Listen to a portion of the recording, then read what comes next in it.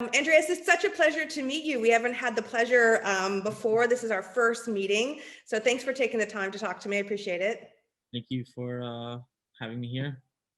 So tell me a little bit about your company. I mean, you had the good fortune, I don't think that's the right word, to launch your first collection right as we were going into a global pandemic. So tell me a little bit of what that beginning was like. Yeah, so we officially started the company in October of 2019. And at that point, we were just expecting to launch very normally in Paris, not on the calendar, not really showing clothing or presentation, just kind of like having an event and then having this showroom. And essentially, we just wanted to kind of grow it small and really organically and kind of like see what would happen. But we could have never expected for the coronavirus to really kind of take off the way it did. And we launched the showroom, I believe, towards the end of February, like February 19th, or literally around this time. And it kind of got serious once like the Louvre shut down. Yep. Us in the showroom, we were kind of like, okay, this is crazy. Like we actually have no idea what's going on, and it was kind of a scary time. It really robbed me of my whatever anticipation, I guess. I felt I was kind of left a little more scared, but at the same time, not necessarily scared for the future, just like scared in that moment, being in Paris, being there. I was like, I have no idea if I'm going to be able to fly back. Yeah, all of that stuff. I think we were all in the same boat, but I feel like you, with your brand, you adapted really quickly. I mean, your website, you can purchase on your website. It seems like you were able to really switch it up. In general, it was, I think it's always been important for me to establish a DTC relationship with anyone who kind of interacts with the brand. So I wanted to be sure that we were always going to be ready to give people things on the website, whether it was information or just product. I think as brands are navigating kind of through pandemic and whatnot, I think you'll really see that brands more and more are more just like platforms as opposed to anything else. And I think that's kind of where I'm headed in. I'm trying to really establish something that I can help kind of symbolize this messaging that we have, this philosophy we have. I think like hopefully the brand can like be something that transpires into not just like digital things, but obviously like physical opportunities, physical spotlights for people, for my community, and things of the like. So I think the goal was always to be ready to kind of have a digital strategy. So the team is in Italy. I'm based in New York, so we've been on Zoom before. Zoom was like Zoom. It felt very natural, and not that obviously when the pandemic happened, things were kind of out of whack. But I think a lot of people that were kind of navigating in this way already with working around the world, there's only so many apps you can have to do this. So I think for us, it didn't really feel like a lot of things changed, if that makes sense. It kind of just felt like it's just like a really weird moment in time, but we're kind of like staying course. That makes sense. Well, no, it makes absolute sense. And it shows that your brand is a digital native and that you feel very much comfortable in the online space, even so from designing all the way through the final direct to consumer style of how you want to present your collections. I was also impressed to really see that you have some, very staple looks, very iconic pieces right from the jump, the 10 pocket pants and the kind of hybrid stylish. I particularly like the Timbuktu kind of melange of a shirt. But talk to me about, so this is your sophomore collection that we'll be seeing. Talk to me a little bit about what you wanted to tell, what story you wanted to tell with this collection. So this is my third collection. This one's called Ascension. So my mom's name is Lourdes. That's who I named the brand after. And initially, like how my mom used to dress in the 80s in New York is very, I guess it's very, it is the DNA, if that makes sense. That really is like the starting point for most of the things. And my parents are immigrants, so them being in New York, they have a lot of photos that they were taking on their disposable cameras, and we have albums and albums. And when I go through them, I was kind of just like looking at my mom. They would travel around New York, and my mom would be wearing my dad's trench coat or something like this. And I just thought about, like, in a way, like they were really kind of sharing everything out of necessity, not necessarily to be fashionable. Yeah. Um, and that kind of like philosophy kind of transpired to me, but it transcended clothing, kind of with everything. My family's very, we grew up like poor in the Queens originally, and eventually my parents bought a house, which is like a big deal for I guess immigrants that are renting Yeah. in apartments for For everybody. forever. Yeah, absolutely. Because you grew up in a place that's like this big, and um I think like their pursuit of like what an American dream, it seemed very much that they were able to kind of accomplish that. Mhm. And me being like the son of that, it's kind of like not an overwhelming feeling, but it's kind of like, wow, like my parents struggled so much.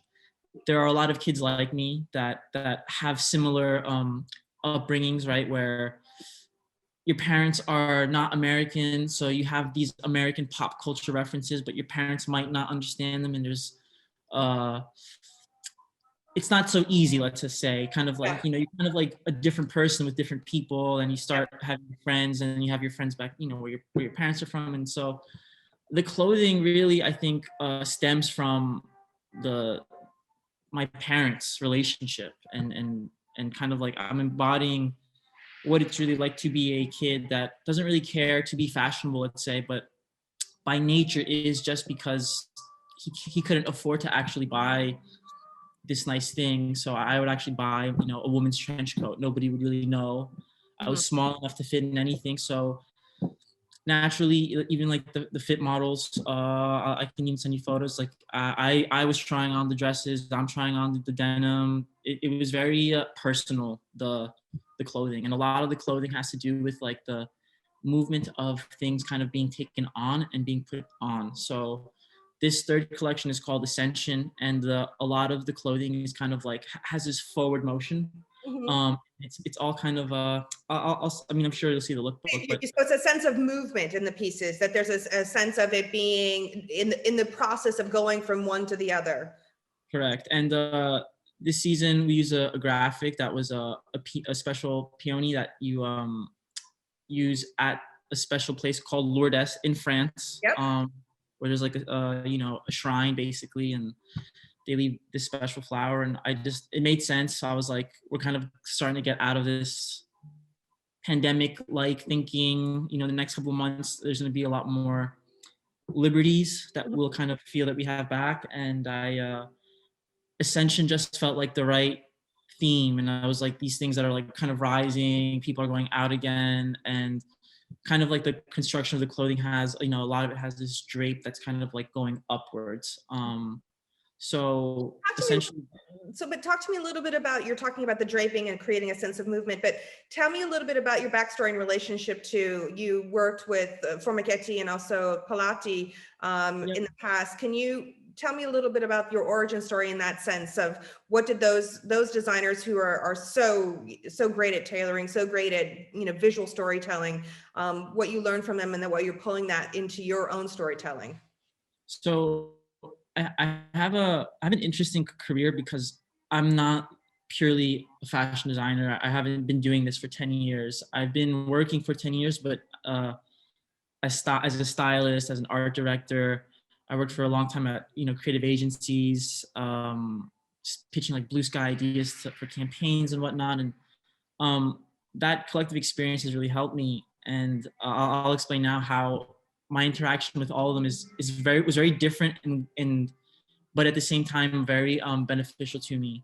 Hmm. I started working with this company called Gypsy Sport when I was 16. I think I was turning 17, and I knew how to sew some clothing then.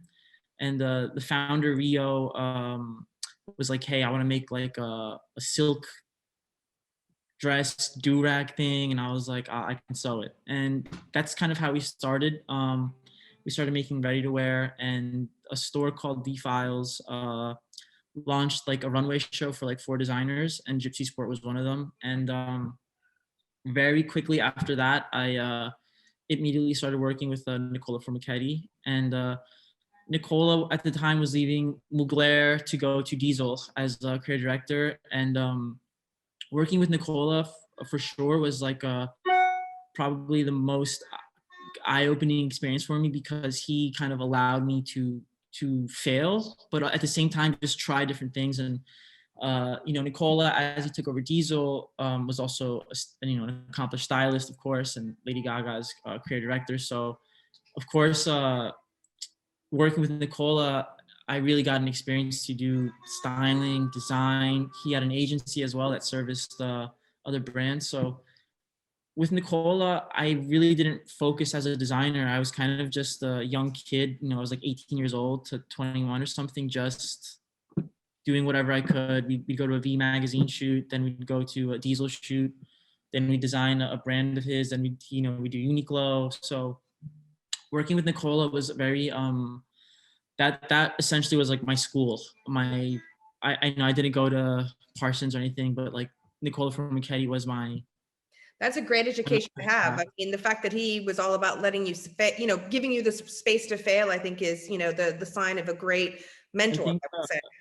I think Nicola is someone who's very supportive of youth culture, and he's always kind of been engaged with youth culture. And I find it, amazing that there was a group of us at, in that moment of time that, we were so young, but had these opportunities. And, I'm forever grateful. And I have no problem, sharing my experiences with Nicola. It was very pleasurable. And, I think when you're young, you don't really know what to expect when you're young. You just know that it's a lot of hard work. And I think that's kind of what it was for me. I had, we just, all the different things you get to do, working with someone like that really helped me. But I guess to pivot from there, after working with Nicola, I kind of started my own creative agency. Mhm. And I partnered with this kid, Jordan Hemingway, who's actually a very successful photographer now. And we kind of were this styling photography duo.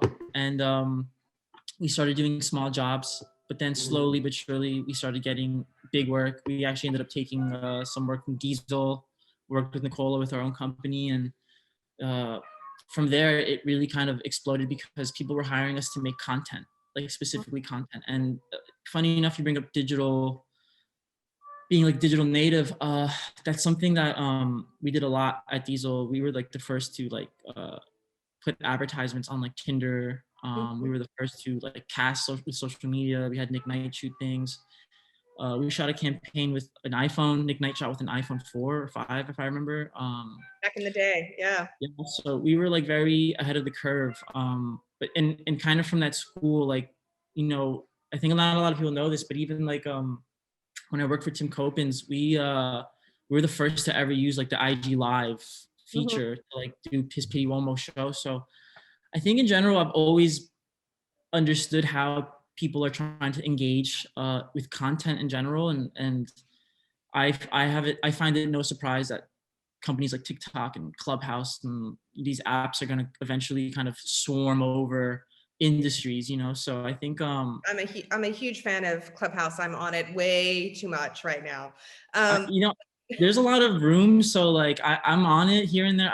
I've spoken on a couple, but it's just like there are so many rooms that like very hard to find things. Yeah, it's almost overwhelming. But yeah, I think that I don't know. I'm iffy on Clubhouse. I'm iffy. I feel like it can either go really well or it can like become really bad. But yeah, I think it depends on a lot of things, including who's moderating the room. But talk to me then about if you're clearly an early adapter to the different possibilities on the different platforms. So how are you incorporating that into your brand itself? Are there you talked about direct to consumer, but where everybody is doing their fashion show or their presentation online now. So what are you doing as a young brand that doesn't have the name recognition of a Prada or or even a Formichetti. How are you trying to set yourself apart and leveraging that inherent knowledge that you have, that you've gained, to kind of help your brand break through?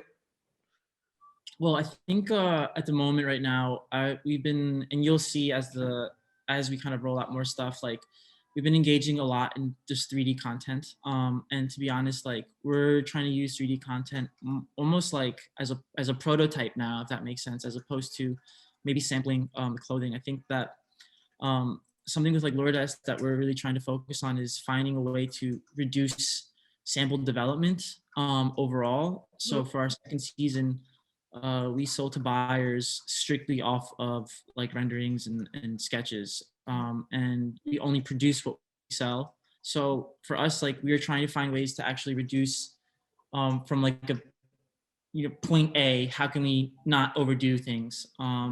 Point B is just like after selling the second season, we kind of realized, well, there's an advantage if we're able to use 3D even more.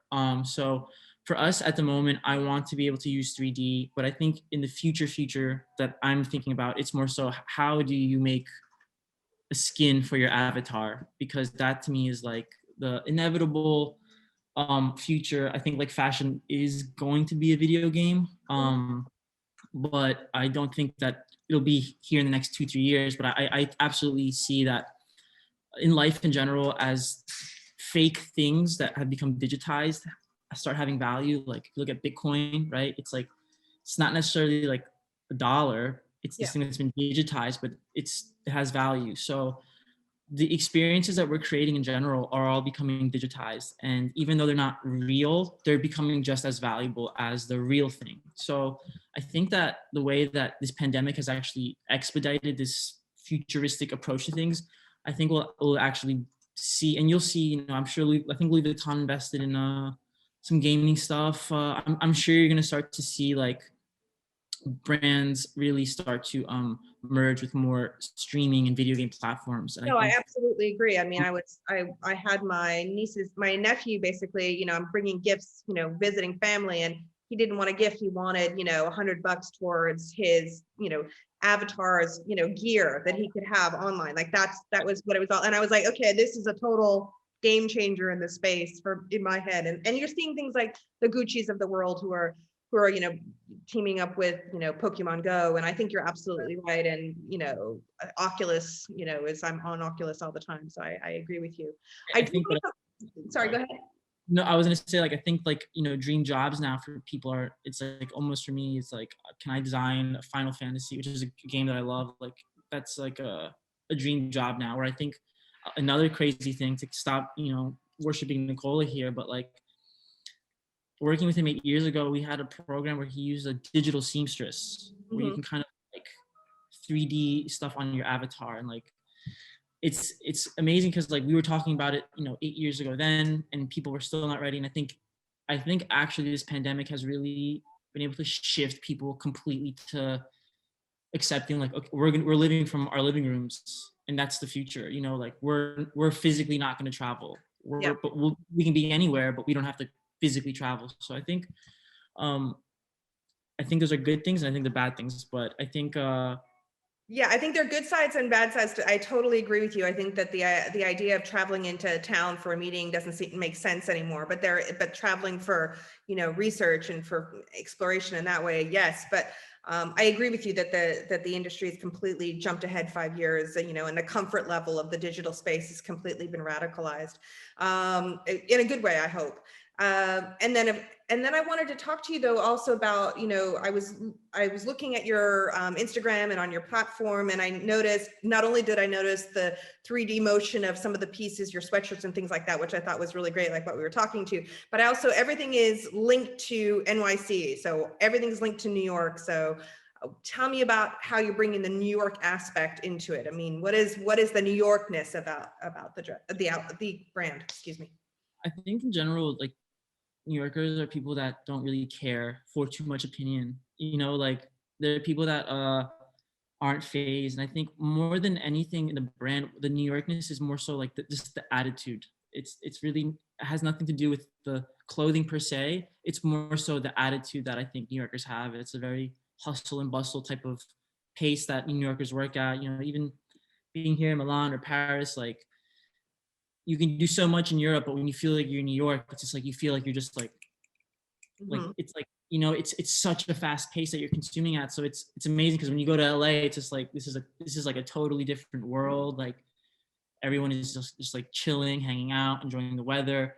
New York, you know, it's cold and it's harsh, and like it's kind of like you're not here to like relax, you're here to like work. And I think that type of energy, I think, is kind of like what I'm trying to translate to the brand, but not just through product and just in general, kind of like the demeanor behind everything, you know, kind of have this attitude that you know, it's not just like a brand, like it's very like I want to make it like a serious thing. So I think the New Yorkness is more about making it like a serious thing, Yeah, as opposed to, it sounds like what you're saying is that, yes, I have a, you know, a pair of jeans that has 10 pockets down the front. And yes, I have a hybrid shirt, or, you know, a sweatshirt with, you know, a drop sleeve or what have you. But it sounds like what you want to make with your company is much more than just a fashion brand. It sounds like you have bigger plans. Am I right? I have huge plans. They're ones that don't know that they're even achievable. But I think the point is that I think, like I said, brands these days, I can't, my brand can't just be a fashion brand. For what? I think like, and I think a lot of young brands that are in these positions to create movements, followings, communities. Um, it's not an easy road, but I think it's one that is pretty much essential. It's essential. I don't know how, you know, I can continue growing this brand without really focusing it not on clothing, but focusing on what we're doing to really exist for. You know what I'm saying? Like I think that when we first started, again, I'm not trying to blame the pandemic for anything, but before it kind of just shifted a lot of things. You know, even that year, I think for a lot of brands were very uh, how do I explain? It was a very tough year for brands, and I kind of found it like bizarre because I am not in that position. But I, you know, I think with Black Lives Matter, pandemic, people donating, even like Asian hate that's going around now. Funny enough, last year at this time there was also Asian hate, because people, you know, the origin of it coming out of China, it was insane, the amount of things that were going around. And actually it was so hard, but I convinced everyone. We threw the dinner at a Chinese restaurant and people were like going insane. They're like, you know, it looks weird, blah blah blah. But I was just like, only until we like normalize things, like we're only feeding into like, you know, I don't know, not stereotypes, but just we can't really feed into like what. Yeah, to this negative thinking or this Yeah, negative I think perspective. it's just like we need to like set it straight that like no, like it's normal, it's okay, like, you know, like. So I think last year was tough for a lot of brands because they were finally exposed for like not being inclusive or not doing the right things or not. So I kind of, Not having the right priorities. Yeah. so I think a lot of young brands like myself that, you know, especially coming from New York, I think New York brands, you almost don't have a choice to really, it's hard to be exclusive in New York. Like, Mhm. so, but seeing a lot of these other brands that have the money, the opportunities to really do something, and they didn't really have that much of an impact. They just had a couple of words and a couple of actions. I thought was not, I just feel like social media is affecting us in a way that we're kind of becoming desensitized to things that should be uh, spoken about in a very serious manner. And I do think, however, after 2020, it's definitely helped like a big leap. We've like definitely, as a society, have taken like a step forward after like, you know, these last couple of years. So I think um, I'm optimistic for the future for sure, but I think it's still kind of like a long road. Sorry if we're just No, rambling no, about. no, I'm absolutely enjoying this conversation. And it's nice Sorry. to know that we're very much on the same page on a lot of the things that you're thinking about. And I think that brands like yours that have a real point of view and that aren't following the, you know, the trends. I mean, even if trends exist anymore, you know, really following your own, you know, the beat of your own drum, and people who you know, are pulled to it or drawn to it, you know, this idea of a tribe and finding your community. I feel like that's the way that people are going to go. There's going to be less about, being on trend and more about finding your tribe and more, and also, investing in brands that you believe in, as opposed to investing in, a big brand name. But I'm really excited to see what you come up with and how you present this next collection. And it's just been an absolute pleasure speaking with you. So let's stay in touch, because I don't think that this is the last that we'll be speaking together, because I think that there are a lot of great things ahead for you. Of course. Thank you so much, Jessica. I appreciate everything, and I hope to hear from you soon. Yeah, absolutely. Thank you so much. Speak to you soon.